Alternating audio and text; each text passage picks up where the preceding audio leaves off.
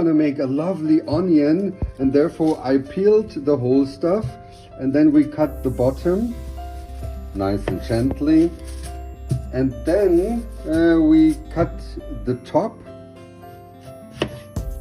See, very lovely. And then we're gonna peel out the inner layer. I've got such a nice tool, and we make a little hole. See, so we stuff them with our lovely butter and season it a very little bit with salt, melted butter,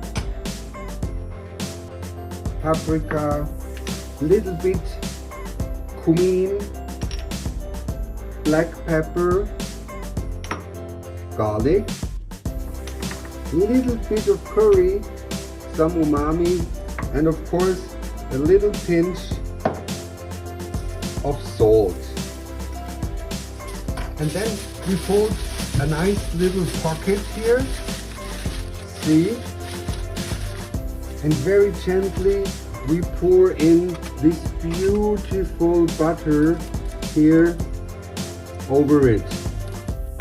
We close the whole position, and then we put it into the oven at 170 for 45 minutes.